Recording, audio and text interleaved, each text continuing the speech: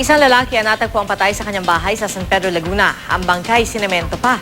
Balita natin ni Isay Reyes. Kalunos-lunos ang sinapit ng lalaking ito matapos sementohin ang buong katawan.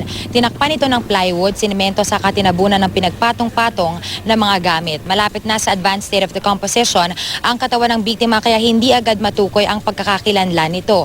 Lumalabas sa investigasyon, ilang araw na raw pinaghahanap ang lalaking nakatira rito na si Robert Edward Rosillas at sa jersey ng bangkay na natagpuan, nakaimprenta ang apelidong Rosillas.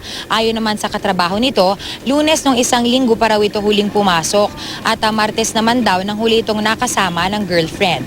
Nang puntahan daw niya ang bahay nito kahapon, masangsang na ang amoy at napansing may mga langaw sa bintana nito. Kinumpirma naman ang kasintahan ng biktima na sa nobyo nga ang nakasuot sa bangkay.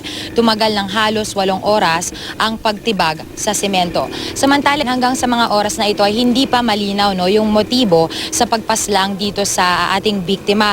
Pero sa salaysay ng mga kapitbahay ng biktima, ang huli rin nilang nakitang pumasok dito sa tahanan nito ni Robert ay ang kanyang nakatatandang kapatid na sinubukan nating hinga ng pahayag pero siya'y tumanggi sa atin. Isay Reyes, GMA News.